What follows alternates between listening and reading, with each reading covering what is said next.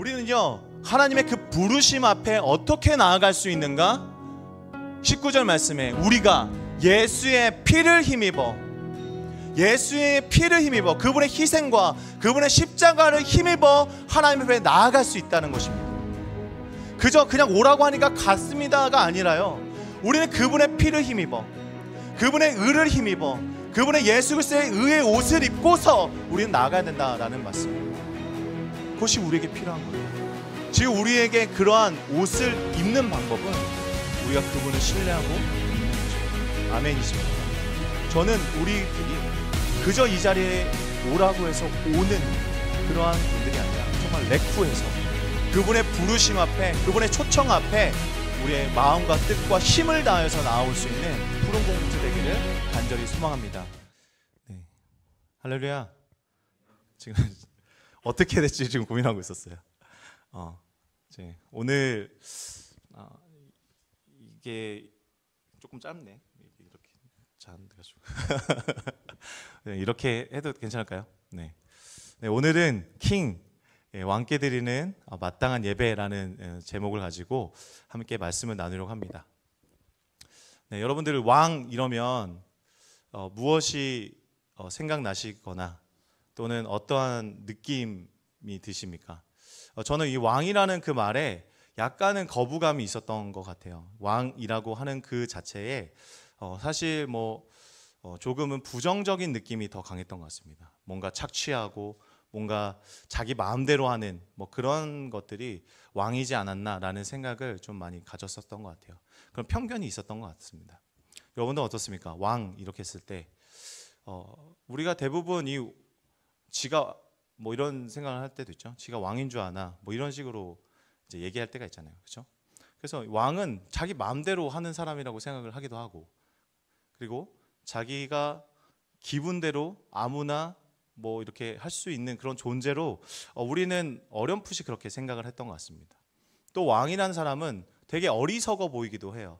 우리 어렸을 때 그 동화책 중에 벌거벗은 임금님 혹시 아십니까? 예, 그런 거 보면은 왕이 조롱받는 대상이죠. 자신의 욕심만 채우는 사람, 어리석은 사람, 지혜롭지 못한 사람, 그렇게 우리에게는 약간 조롱거리처럼 그 왕이 이렇게 여겨졌다는 겁니다. 근데 실제로 그 왕이 그런 존재인가? 네, 우리가 지금 민주주의 시대를 살고 있고 민주주의 사회 속에서 살아가기 때문에 이 왕이 어떤 개념이고 왕이 어떤 존재인지 사실 우리가 잘 느끼지 못하고 있습니다. 그렇죠? 그래서 우리가 하나님이 왕이시다라고 했었을 때 그 왕에 대한 그런 느낌들이, 우리의 생각들이, 우리가 가지고 있는 이 부정적인 편견과 생각 속에서 조금 충돌을 일으킬 때가 있는 것 같아요. 그래서 오늘 그러한 충돌들을 조금 정리를 해보면서 하나님은 왕이신데 그분 앞에 우리가 합당한 예배, 정말 마땅한 그 예배가 무엇인지를 함께 고민했으면 좋겠습니다. 제가 이거가 아닌 것 같습니다. 네. 네, 제가 최근에 태국이라는 나라에 한번 다녀왔었는데 제가 그때 태국에 왕이 있는 줄 몰랐었어요. 그냥 아무런 배경 지식도 없고 그냥 약간 짐꾼이 되기 위해서 갔었기 때문에 그냥 갔었습니다. 그런데 가는 곳곳마다 여기 보여지는 이 태국의 왕이거든요. 이분의 사진이 계속 걸려 있는 걸 보았어요. 그리고 이제 환전을 했는데 이 지폐에도 저분의 얼굴이 계속해서 보여지더라고요. 저 지금 이렇게 손가락질을 했는데 큰일 날 것 같습니다. 죄송합니다. 그 정도로 이 태국의 그 왕 이름을 함부로 부를 수도 없어서 지금 여기 쓰지도 않았습니다. 이 왕을 함부로 부를 수도 없고 함부로 할 수도 없는 거예요. 그분의 어떻게 표현하고 있냐면 지금 이분은 국왕은 존경받는 신성한 지위에 있으며 누구도 이것을 침범할 수 없다. 이것을 그들의 법으로 이렇게 정해 놓았습니다. 그러니까 왕이라는 존재는 어떤 누군가가 함부로 이야기할 수도 없는 그러한 신성한, 그러한 사람과의 지위를 넘어서는 초월하는 그런 분이다라고 이야기를 하고 있는 겁니다. 그런데 그거를 스스로만 인정하는 게 아니에요. 이 국왕, 또 국왕의 옆에 있는 사람들만, 그를 보좌하고 있는 사람들만 그 왕이 신성하다고 여기는 것이 아니라 태국에 있는 수많은 사람들이 다 그렇게 인정한다는 겁니다. 그리고 그 왕에 대해서 그를 조롱하거나 또는 그를 조금 쉽게 여기는 그런 사람이 없고 굉장히 신성하게 여기는 모습을 보았습니다. 뿐만 아니라 이 태국의 왕도 마찬가지. 자신의 국민과 자신의 그 백성들을 굉장히 사랑하더라는 것입니다. 그래서 내가 가지고 있었던 어떤 편견과 이런 생각들로 왕에 대한 생각이 조금 정리가 되기 시작했어요. 왜 지금도 무슨 왕이 있나? 21세기에 살아가는데 무슨 왕이 필요한가? 뭐 이런 생각을 했었는데 좀 그런 것들이 좀 정리가 되었던 것 같습니다. 그런데 최근에 유튜브에 제가 성함을 잘 모르는데 이 옥시 부인전이라는 그런 드라마가 끝난 것 같아요. 근데 이 옥시 부인전에서 이 이야기가 뭐였냐면 어떤 한 여자가 노비였습니다. 이름이 구덕인가 뭐 그랬던 것 같아요. 근데 그분이 이제 어떤 누구죠? 옥태경이라는 그런 양반의 어떤 종이 됐는지 친구가 됐는지는 모르겠습니다. 근데 친구가 됐었는데 옥태경이 죽으면서 자신처럼 살아달라고 이 구덕이한테 자신의 이름을 준 거예요. 그리고 자신의 반지도 주고. 그래서 이 구덕이라는 여자가 옥태경으로 이제 살아가는 이야기입니다. 그런데 이 조선 시대에 가장 극심한 형벌이 있었는데 어떠한 범죄였냐면 이 노비가 양반으로 사칭하면 그것만큼 위험한 범죄가 없었던 거예요. 그런데 이 삶이 거짓말로 자신이 이제 양반 행세를 하면서 살아가는데 그 사람은 이제 이 법적으로는 이 조선에 있는 법으로는 죽어야 되는 사람인 거죠. 그렇죠? 그런데 마지막에 이 마지막 해에 어떤 일이 벌어지냐면 많은 사람들이 이 구덕이 이 옥태경을 살려달라는 상소문을 올리고 그를 살려야 된다라는 그런 의미로 사람들이 이제 찾아갑니다. 그런데 이 나라의 법으로는 이 옥태경이 죽어야 돼요. 그렇죠? 그런데 이 옥태경을 죽이지 않고 살릴 수 있는 유일한 한 분이 계십니다. 그게 조선의 왕이었습니다. 그 조선의 왕으로 인하여서 이 옥태경이라는 이 구덕이라는 이 노비가 살게 되었고, 그리고 그에게 평민의 지위, 그가 이제 노비로 살아간 것이 아니라 노예로 살아간 것이 아니라 이제 평범한 삶을 살아갈 수 있는, 자신이 결정하고 자신이 무엇인가 할 수 있는 행복한 삶을 결정할 수 있는 그런 삶으로 살아가게 되었다라는 거예요. 그래서 저는 이 왕의 권위, 왕이 가지고 있는 이 권위에 대해서 한번 생각해 보았습니다. 그리고 이 왕의 권위가 마치 구원을 베풀어 주시는 하나님과 비슷하다라는 생각을 했어요. 우리에게 구원을 베푸실 수 있는 그 하나님이 마땅히 그분은 그런 능력과 그런 일을 하실 수 있구나라는 것을 좀 생각을 했습니다. 여러분, 하나님은 왕이십니다. 그 왕이신 그분께서 우리에게 그 구원을 베풀어 주실 수 있는 충분한 능력도 충분한 이유도 있는 거예요. 그런데 그 하나님께서 우리에게 구원을 베풀어 주시는데 사실 하나님께서는 자신의 어떤 법, 율법, 자신이 가지고 있는 이 율법을 뛰어넘어서 우리를 구원해 주시는 것인가? 사실 하나님은 정의롭고 공의로운 그 성품 때문에 우리를 그냥 이 법 없던 거야, 야 이거 그냥 좀 삭제하고 그냥 내가 이 사람 살릴게, 뭐 이런 게 아니란 거예요. 조선의 왕처럼 그 법을 뛰어넘거나 이를 신성하게 여겨서 그가 결정하는 모든 것이 이루어지는 그런 분이 아니라 우리 하나님은 정의와 공의가 있으신 분이기 때문에 그 모든 법을 이루어야 된다는 겁니다.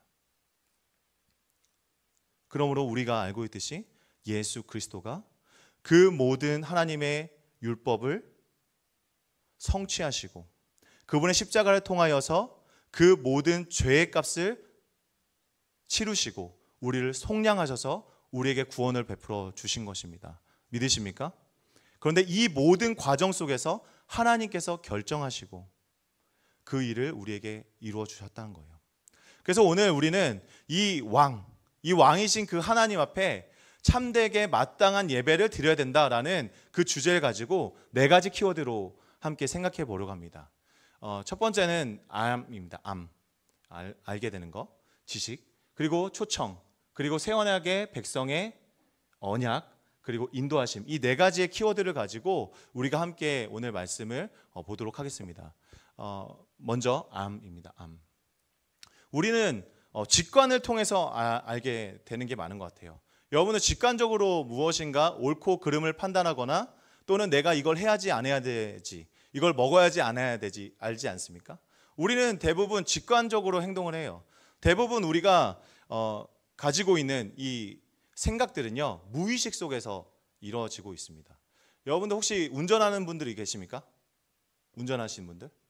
여러분들 운전할 때 보면 저도 운전을 많이 오래 하진 않았지만 깜짝 놀랄 때가 있어요. 내가 여기를 지나가고 있다고? 막 이럴 때가 있어요. 그럴 때 있지 않습니까? 제가 운전하다가 이거 나도 모르게 여기를 막 지나가고 있는 거, 언제 여기까지 왔지? 이런 생각이 들 때가 있어요. 우리는 그냥 내가 직관적으로 또는 무의식적으로 그냥 내가 아는 길이니까 그냥 여기서 30km 달리고 50km 달리고 이렇게 집에 도착하는 뭐 그런 거다라는 거예요. 뿐만 아니라 여러분들이 무엇을 먹을지 마실지 고민하지 않고 그냥 직관적으로 먹는 것들이 있죠. 그렇죠? 그런데 이 직관이라는 건 사실은 우리가 이 지식을 통해서 알게 된 거라고 생각해요. 제가 오늘 왕에 대한 거니까 하나님에 대해서 우리가 이해할 때도 마찬가지인 것 같습니다. 우리는 직관적으로 하나님은 어떤 분이신 건가라고 우리는 알 수가 있는데, 하나님은 거룩하시고 그분은 흠이 없으신 분, 그리고 완전하신 분이라는 것을 우리는 직관적으로 아는 것인가? 아니요. 우리는 사실 이 지식으로 아는 거예요. 우리가 어렸을 때부터 또는 우리 교회를 다니면서 책을 통해서 교리 공부를 통해서 우리는 창조주 하나님, 구원주 하나님, 심판주 하나님, 이 하나님의 속성을 알게 되는 거죠. 그래서 우리는 우리의 예배 속에서도 어쩌면 우리의 직관적으로 이때 하나님을 예배하는 그런 태도들, 우리 직관적으로 우리가 어떤 지식적 차원에서 이렇게 하나님을 예배해야지라는 생각을 갖고 있을 거라는 거예요. 그런데 사실 우리는 우리의 경험 속에서도 마찬가지일 것 같습니다. 여러분들이 누군가와 교제를 하고 또는 누군가와 사랑을 한다라고 했었을 때 그 사람을 직관적으로만 인식하진 않잖아요. 그렇죠? 그리고 지식적으로만 인식하진 않죠. 우리에게 정말 필요한 알미라는 것은 무엇이냐면 바로 사귐을 통한 암입니다. 따라해볼까요? 사귐을 통한 암. 네, 이 사귐이에요. 사귐. 우리가 이 하나님과의 교제라는 표현 쓰고 이 사귐이라는 표현 쓰는데 우리는 전인격적인 존재예요. 우리는 이성만 가지고 있는 것도 아니고 직감만 가진 것도 아니고 우리의 감정과 생각과 이 다양한 것들이, 우리의 오감들이 작동하는 거예요. 그래서 우리는 하나님을 예배할 때, 하나님을 알아갈 때 우리의 모든 삶의 영역 속에서 알아가게 되는 것입니다. 그래서 여러분들이 오늘 말씀을 듣는 이 말씀뿐만 아니라 내가 기도할 때, 내가 찬양할 때 내 안에서 일어나는 수많은 감정들과 생각들, 이것이 하나님을 알아가는 중이라는 거예요. 아시겠습니까? 그러니까 우리가 이 예배의 장소에서 우리는 하나님을 계속해서 알아가는 중이에요. 무한하신 하나님, 그 크신 하나님을 내가 이 예배의 장소에서 계속해서 알아갑니다. 어떤 친구는 이 반석이신 하나님, 반석이신 예수님이라는 그 표현이 어떠한 의미인지 모르고 찬양했을 때가 있었대요. 여러분들 반석이란 말 들어봤어요? 반석. 반석이 무엇입니까? 여러분들? 라고 했었을 때 우리 머릿속에서 떠오르는 어떤 이미지들이 있을 겁니다. 그렇죠? 그런데 이 반석이라는 건 요새를 얘기해요. 요새. 방어하는 곳. 그래서 우리가 예수 그리스도의 이 반석이신 예수 그리스도라고 했었을 때 우리의 피난처가 되시고 그분에게 피해야 되는 그분이라는 것을 우리에게 보여주는 거예요. 그러니까 우리 지식적 차원에서 우리가 그분을 알았다면 이제 정말 그분께 피해 보는 겁니다. 우리의 삶의 문제 속에서 내 삶의 문제가 당면했었을 때 내가 그분께 피해 보는 거예요. 정말 그분의 이름을 부르짖고 기도하고 예배 자리에서 그분을 붙들면서 그분을 알아가는 거예요. 우리는 그 단계까지 나아가는 겁니다. 그래서 이 예배의 장소는 그냥 듣는 자리가 아니라 그분을 알아가는 자리, 그분과 사귀는 자리임을 믿는 저와 여러분 되길 소망합니다. 아멘. 네. 두 번째, 그래서 우리는 초청입니다. 하나님께서는 이 왕이신 그분은 우리를 사귀기 위하여서, 우리와 그 사귐을 나누기 위하여서 우리를 부르셨어요. 초청하셨습니다. 오늘 우리 1절 6절 말씀 함께 읽어볼까요? 시작. 오라 우리가 여호와께 노래하며 우리의 구원의 반석을 향하여 즐거이 외치자. 오라 우리가 굽혀 경배하며 우리를 지으신 여호와 앞에 무릎을 꿇자. 아멘. 예, 이 히브리어로 레쿠라고 하는데요. 이 오라라고 하는 것은 이 사람들이 그 사람들의 그 마음과 힘과 정성을 다하여서 나오라는 얘기예요. 그러니까 그냥 단순히 이곳에 오세요, 여러분들 오세요, 선물 줄 테니까 오세요 뭐 해서 이 자리를 채우는 것이 아니라 정말 내 마음과 뜻과 힘을 다한 상태, 그래서 무엇인가 하려고 하는 그 상태, 그 마음이 준비되어 있는 상태로 오라는 겁니다. 무슨 말씀인지 알겠습니까? 우리가 대부분 이 교회에 나올 때 우리가 전심으로 하나님을 예배하기 위해서, 우리의 힘을 다하여 내 생명을 다해서 주님을 사랑하기 위해서 나오는 그러한 부르심이라는 거예요. 오라라고 하는 것들이. 그래서 주님께서 우리를 부르십니다. 그런데 결정적인 문제가 있습니다. 뭐냐면 누가 하나님 앞에 나아갈 수 있냐네요. 거룩하신 그 하나님 앞에 우리가 나아갈 수 있는가? 그 하나님의 부르심 앞에 우리가 그대로 있는 그대로 나아갈 수 있는가? 우리가 고민을 해봐야 한다고 생각합니다. 마태복음 21장에 보면요, 24장의 말씀을 보면 우리 11절 12절 말씀 함께 읽어볼까요? 시작. 임금이 손님들을 보러 들어올새 거기서 예복을 입지 않은 한 사람을 보고 이르되 친구여 어찌하여 예복을 입지 않고 여기 들어왔느냐 하니 그가 아무 말도 못하거늘. 네, 무슨 말인지 알겠죠? 오라 했을 때 그냥 온 사람들이 있다는 거예요. 아무 생각 없이 온 사람들. 왕의 부르심 앞에 그냥 아무런 생각 없이, 감동 없이, 어떠한 마음의 변화 없이 온 분들이 있다는 거죠. 그러한 사람들은 왕이 너 왜 왔냐라고 했었을 때 멀뚱멀뚱 눈 껌뻑껌뻑 거리고 있는 거예요. 아무 말도 하지 못하고 있는 거죠. 혹시 이 예배 가운데 하나님의 그 부르심이라고 하는 이 예배 가운데 여러분이 나오면서 여러분 어떤 마음과 어떤 믿음으로 나왔습니까? 오늘 하나님께서 우리에게 부르셨을 때 우리는 이것을 생각할 수 있어요. 14절 말씀 함께 읽겠습니다. 시작. 청함을 받은 자는 많되 택함을 입은 자는 적으니라. 네, 아멘. 이 청함을 받은 자라고 했었을 때는요, 우리가 이것을 외적인 부르심이라고 불러요. 외적인 부르심. 우리가 교회의 복음을 통하여서, 교회의 소식을 통하여서, 교회의 어떠한 행사를 통하여서 오는 것, 그것을 외적인 부르심이라고 부릅니다. 신학적으로. 그런데 오늘 우리에게 필요한 것은 이 외적인 부르심이 아니라 내적인 부르심이에요. 그래서 우리는 이 내적인 부르심 앞에 어떠한 믿음과 태도로 나아가야 되는가? 우리 히브리서 10장 19, 20절 말씀 믿음을 다하여서 읽겠습니다. 시작. 그러므로 형제들아 우리가 예수의 피를 힘입어 성소에 들어갈 담력을 얻었나니 그 길은 우리를 위하여 휘장 가운데를 열어놓으신 새로운 살 길이요 휘장은 곧 그의 육체니라. 아멘. 네, 오늘 이 말씀을 우리가 함께 생각해 보려고 해요.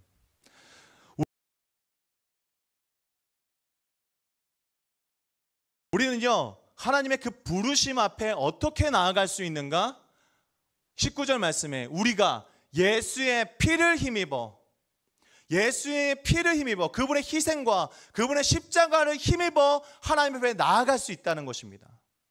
그저 그냥 오라고 하니까 갔습니다가 아니라요, 우리는 그분의 피를 힘입어, 그분의 의를 힘입어, 그분의 예수 그리스도의 의의 옷을 입고서 우리는 나아가야 된다라는 말씀입니다. 그것이 우리에게 필요한 거예요. 지금 우리에게 그러한 옷을 입는 방법은 우리가 그분을 신뢰하고 믿는 것입니다. 아멘이십니까? 저는 우리들이 그저 이 자리에 오라고 해서 오는 그러한 분들이 아니라 정말 레쿠해서 그분의 부르심 앞에, 그분의 초청 앞에 우리의 마음과 뜻과 힘을 다해서 나올 수 있는 우리 푸른 공동체 되기를 간절히 소망합니다. 아멘이시죠? 오늘 그분은요, 그분의 육체를 여셨습니다. 우리가 잘 알고 있듯이 이 육체를 열었다라는 표현이 있잖아요. 근데 그 표현이 뭐냐면 예수 그리스도께서 십자가에 달리시고 나서 어디가 이렇게 갈라졌습니까? 어디가 갈라졌죠? 네, 옆구리. 옆구리가 갈라지면서 이 옆구리, 이 육체를 상하시면서 우리에게 그런 휘장을 열어주셨다는 표현돼요. 그런데 이 옆구리가 굉장히 중요한 의미들이 많습니다. 여기 이 의미들은요, 오늘 다락방에서 말씀을 나누면서 함께 고민해보면 좋을 것 같습니다. 네, 넘어가겠습니다. 네, 그래서 아까 말씀드렸던 이 효력 있는 부르심, 우리 개혁신앙인데요. 우리 개혁신앙을 갖고 있는 우리 교회에서는 어떻게 이야기하고 있는가? 여러분, 우리 개혁신학, 개혁신학, 우리가 지금 믿고 있는 이 신학이, 우리의 믿음이 개신교예요. 예전에 설명드렸지만, 그리고 천주교가 구교예요. 구교. 우리는 신교. 개혁된 새로운 교회, 개신교입니다. 혹시 이게 오늘 처음 오신 분들이 많아서 이제 설명을 조금 부연적으로 드렸습니다. 네, 우리 개혁신학은 우리 한번 읽어보겠습니다. 시작. 하나님의 부르심을, 하나님이 복음 전파를 통해 온 세상을 그리스도께로 부르시는 외적인 부르심과 성령이 우리의 마음을 조명하시고 복음을 통해 우리에게 믿음을 주실 때의 내적인 부르심 또는 효력 있는 부르심이라는 관점에서 이해해야 한다. 아멘. 그러니까 하나님의 그 부르심은 두 가지 차원이 있는데, 아까 말씀드렸듯이 오라 했을 때 그냥 오는 사람들, 그냥 외적인 그 부르심에 나오는 사람들이 있고요. 이 효력 있는 부르심, 믿음과 또한 이 믿음에 근거한 우리 성령께서 역사하신 가운데 우리의 마음을 변화시키신 그 응답이 있다라는 것입니다. 그래서 오늘은 우리가 이 효력 있는 이 부르심을 통하여서 우리가 하나님 앞에 나아가야 될 줄 믿습니다. 우리 세 번째로요, 이 효력 있는 부르심을 받은 자들을 하나님께서 어떻게 여기시는지를 우리가 알아야 되는 거예요. 우리가 예배를 드리기 위해서 우리에게 일어난 일들을 알아야죠. 그냥 여러분은 예배 드리겠습니까? 하나님께서 우리에게 무엇을 하셨는지, 어떤 일을 하셨는지, 어떤 분이신지를 알아야 우리의 예배가 참된 예배가 될 줄 믿습니다. 하나님께서 우리를 어떻게 부르셨는가? 시편 95편, 우리 본문 말씀인데요. 함께 읽겠습니다. 시작. 그는 우리의 하나님이시요 우리는 그가 기르시는 백성이며 그의 손이 돌보시는 양이기 때문이라 너희가 오늘 그의 음성을 듣거든. 네, 있습니다. 네, 하나님께서 우리의 하나님이 되셨다라는 게 굉장히 중요한 부분이에요. 네. 오늘 이 말씀 속에서 누군가의 하나님 또는 나와 상관없는 하나님이 아니라 우리의 하나님이 되었다라는 거죠. 감동이 없으신 것 같아요. 네, 저는 이게 너무나 감동되거든요. 그분께서 우리를 부르시고 우리를 기르시고 우리를 그분의 백성으로 삼으시고 그분이 돌보시는 양이 되게 하셨다라는 것이 너무나 놀라운 거예요. 여러분들은 지금 이중국적 가지고 계신 분 계세요? 네, 대부분 대한민국 사람이실 겁니다. 여러분, 대한민국의 사람, 국민이라는 것은 어떠한 지위와 자격을 갖게 됩니까? 여러분들이 다른 나라에 갔었을 때 또는 어떤 위험에 처했을 때 이 나라가 여러분들을 도와주고 또 여러분들을 지켜줄 수 있다라는 거예요. 저는 이러한 관점에서 우리의 하나님이 되시고 내가 그분의 백성이 된다는 것이 얼마나 큰 의미를 갖고 있는지를 생각하게 되었습니다. 하나님께서 우리를 그분의 백성으로 삼아주시고 우리를 기르시고 지키시고 보호하시면서 우리의 삶을 인도하셨다라는 것입니다. 우리 이 후반절에 계속 보면은 사실은 우리는 그분 앞에서 범죄하고 그분 앞에서 우리는 온전치 못한 모습으로 살아갈지라도 주님께서는 우리를 온전케 하시고 새롭게 하시고 온전하게 하셔서 그분의 백성으로서 다시 살아갈 수 있는 기회와 힘을 주시는 분이라는 것을 가르쳐주고 있어요. 그러니까 오늘 이 시편을 지은 이 시편의 화자는요, 지식으로 하나님을 안 것도 아니고요, 직관적으로 안 것도 아니고요, 그의 삶 속에서 그분과 사귀면서 그분을 깊이 체험하게 된 것이죠. 그의 고난과 그의 비참한 삶 속에서 그를 홀로 버려두지 아니하시는 그 하나님을 사귐을 통하여 그는 하나님을 참되게 예배하게 됐다라는 것입니다. 우리에게도 이런 은혜가 있게 되기를 소망합니다. 하나님께서 우리에게 이러한 백성으로서의 언약을 주십니다. 우리는 대한민국에서 태어났죠? 그래 아니에요? 다 우리 교포예요? 뭐야? 우리는 다 한국 사람이에요, 그렇죠? 그래서 주민등록증을 받았잖아요. 그래서 우리는 이 하나님의 이 백성이라는 것을 통하여서 우리는 사실 이 어떤 언약을 쓰진 않았지만, 어떠한 계약서는 쓰지 않았지만, 우리는 대한민국의 국민으로서 국방의 의무를 다하고 세금을 내고 교육을 받고 있는 겁니다. 맞죠? 그것이 우리가 눈에 보여지진 않지만, 눈에 보이지 않지만 우리는 이 국가와 우리는 계약을 맺은 거예요. 그래서 이 나라는 이 국민을 위해서 힘써서 열심히 일하고 있는 중인 겁니다. 마찬가지로 우리 지금 눈에 보이지 않지만 하나님은 우리 가운데, 이 성령께서 우리 마음 가운데 인치셔서 우리가 하나님의 백성으로서 살아가며 우리만 열심히 하나님을 섬기고 살아가는 것이 아니라 하나님도 지금도 일하고 계심을 믿는 저와 여러분들에게 소망합니다. 이것이 새 언약인 거예요. 이것이 하나님께 주신 우리를 향한 언약이고, 이것이 우리에게 주시는 화평의 언약임을 믿는 저와 여러분들에게 소망합니다. 하나님께서는 이렇게 얘기하셨습니다. 그들을 먹이고 그들의 목자가 될 것이다. 여러분들, 그냥 목자를 그냥 목자로 생각해서는 안 돼요. 목자는요, 양을 위하여 죽을 때까지 싸우는 사람입니다. 믿으십니까? 저는 그냥 목자들이 우리가 이제 그냥 생각하듯이 그냥 유기견 버리고 뭐 유기묘 버리는 그러한 수준에서의 주인이 아니에요. 내가 좀 힘들어져서 양을 이렇게 버리는 그런 사람이 아니라 하나님은 끝까지 싸우는 거예요. 곰이 오든 사자가 오든 자기 목숨을 걸고 싸우는 그게 목자예요. 그걸 약속하셨다라는 것입니다. 우리가 고난 가운데, 우리가 고통 가운데 있을 때 우리가 그 고통과 고난을 느끼고 두려움을 느끼고 있지만 누가 힘써 싸우고 계십니까? 우리에게 목자가 되겠다고 약속하신 그 하나님께서 싸우고 계심을 믿는 저와 여러분 되길 소망합니다. 이것이 그분의 언약이에요. 우리는 실패할 수 있습니다. 우리는 그 약속을 잘 못 지키고 날마다 그 약속을 어기는 그러한 연약한 사람들이에요. 근데 그분은 아니세요. 그분은 지금도 일하고 계신 분입니다. 지금도 우리를 위해 싸우고 계신 그분을 알고 그분과 사귀고 온전한 예배로 나아가는 저와 여러분 되길 소망합니다. 그래서 그분은 우리에게 승리를 약속하셨어요. 음부의 권세가 우리를 도저히 넘어뜨릴 수 없게 그분은 이미 승리하신 그 승리를 우리에게 주셨음을 믿는 저와 여러분 되길 소망합니다. 네, 이게 반석이에요, 여러분. 이게 반석입니다. 그 계곡에 있는 그 돌이 반석이 아니라요, 이런 큰 산 있잖아요. 큰 산, 돌산, 아무도 점령할 수 없을 만한 그 큰 산, 그것이 반석이고 이것이 예수 그리스도예요. 그래서 여기가 요새가 되고 누구도 침범할 수 없고 누구도 넘볼 수 없는 그런 요새가 되어 주신다라는 것입니다.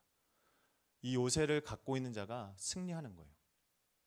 그분이 바로 우리의 목자가 되어 주시는 예수 그리스도심을 믿는, 고백하는 저와 여러분 되길 바랍니다. 마지막으로 우리가 성령의 인도하심을 생각해 보려고 합니다. 우리의 예배는 영과 진리에 살아있는 예배가 되기 위해서는 성령 하나님의 인도하심이 필요해요. 그분의 인도하심이 우리에게 필요합니다. 그런데 그분은 우리 인도하시기 전에 준비하게 하세요. 성령의 준비하심이 있다라는 것입니다. 우리 위에 한번 읽어볼까요? 시작. 성령은 사람들을 준비시키시고 그들을 찾아가 은혜를 베푼다. 그들을 그리스도께로 이끌기 위해서다. 성령은 그들에게 부활하신 주님을 보여주시고 그의 말씀을 기억하게 하시며 그들의 마음을 열어 주님의 죽음과 부활을 이해하게 하신다. 아멘. 알리스터 맥그라스의 신학이란 무엇인가에 나오는 구절입니다. 성령께서 우리를 준비시키시는 거예요. 우리의 마음, 그분에 대해서 우리가 아까 얘기했던 오라 했을 때 그냥 오는 그런 사람이 아니라 우리의 마음과 우리의 태도와 우리의 모든 것을 준비시켜 주신다는 것입니다. 그래서 여러분들이 이 예배 가운데 성령 하나님의 역사하심을 구하고 기다리며 그분을 의지하며 기도해야 되는 것입니다. 여러분, 예배 드릴 때, 예배 드리기 전에 여러분 기도의 자리를 사모하시길 바랍니다. 아멘. 우리가 이 예배 자리에 나왔을 때 이제 이 예배 자리 처소 앞에 주님 앞에 성령의 인도하심을 위해서 기도할 수 있는 저와 여러분들이 바랍니다. 정말 하나님을 그 아는 지식으로 나를 채워주시고 그분의 그 마음을, 우리의 마음을 열어서 주님의 그 부활과 그 십자가와 그 은혜가 무엇인지를 깨닫게 하시고 이해하게 하셔서 내가 참된 지식으로, 사귐의 지식으로 하나님을 예배하게 하게 해 주시옵소서. 우리가 이렇게 기도하면서 하나님 앞에 나아갔으면 좋겠습니다. 그러면 주님께서는 이 준비된 자들을 리레쿠하시고 우리를 인도하여 주신다는 거예요. 우리 22절 말씀 함께 읽겠습니다. 시작. 우리가 마음의 뿌림을 받아 악한 양심으로부터 벗어나고 몸은 맑은 물로 씻음을 받았으니 참 마음과 온전한 믿음으로 하나님께 나아가자. 아멘. 네, 성령 하나님께서 우리의 마음 가운데 변화를 일으켜 주십니다. 우리의 마음 가운데 완악했었던 마음들, 두려운 마음들, 의심들을 변화시켜 주세요. 그분을 향하여서 우리의 마음이 온전해질 수 있도록 우리의 마음을 변화시키시는 성령 하나님이십니다. 그래서 그분 앞에 우리가 온전히 맡기고 그분의 인도하심을 따라 나아갈 수 있는 믿음과 용기를 주실 줄 믿습니다. 우리의 참마음과 온전한 믿음으로 우리는 하나님 앞에 나아갈 수 있어요. 성령께서는 우리를 그렇게 인도하여 주신 줄 믿습니다. 그래서 성령은요, 우리를 마지막에 완성시키신 거예요. 그분의 사랑의 그 교제 가운데, 그분과의 그 사귐의 그 교제 가운데 하나님께서 우리를 완성시켜 가십니다. 우리는 연약하고 부족합니다. 그걸 인정해야 돼요. 그러나 온전케 하시는 예수 그리스도, 온전케 하시는 그 예수 그리스도 안에서 우리를 완성시키실 그분을 기대하면서 나아가는 저와 여러분들에게 소망합니다. 그래서 이 예배는 피곤한 자리가 아니라 승리의 자리가 되는 거예요. 이 예배를 통해서 우리는 우리를 완성시키시고 다시 무장시키시고 다시 새롭게 하여 주시면서 이 세상을 믿음으로 승리할 수 있게 하시는 그분의 승리 가운데 거하게 되는, 변화시켜 주시는 그 은혜가 저와 여러분에게 있는 줄 믿으시기 바랍니다. 그래서 이 예배는요 하나님께서 우리를 완성시켜 주시는 시간임을 믿으시기 바랍니다. 이 예배를 드리고 나서 우리는 여전히 똑같은 현실을 마주하게 될 겁니다. 텅텅 비어있는 통장, 또 앞날이 캄캄한 미래, 현실이 변한 것 같지 않죠. 아무것도 변한 게 없을 수 있어요. 그런데 하나님께서 함께하여 주신다는 것은 변화가 있다는 것입니다. 아멘. 그분께서 우리의 목자가 되어주시고 그분의 목숨을 버리기까지 우리를 싸워 이기실, 그분이 우리를 자신의 양으로 삼으시고 백성으로 삼아주심을 믿는 저와 여러분들에게 소망합니다. 그래서 오늘 우리가 함께 그분의 사귐의 암까지 나가자. 그리고 그분의 초청 앞에 우리가 그냥 나가는 것이 아니라 예수 그리스도의 피를 힘입어 나아가자. 그분을 의지하고 그분을 온전히 따르며 나아가자라고 우리가 생각했습니다. 그분의 그 초청하심 앞에 우리는 이제 그분의 백성이 되었다. 이제 그분은 우리를 위하여 싸우시고 일하시는 하나님이시다. 그분은 그분의 생명을 전혀 아끼지 않고 우리를 사랑하시는 하나님이시다라는 사실을 믿고 고백하며 또한 성령의 인도하심을 따라 나아갈 수 있는 저와 여러분 되어 주님께 승리의 함성과 찬양을 올려드릴 수 있는 우리 모두가 되기를 소망합니다. 우리 같이 결단의 찬양으로 나아가겠습니다.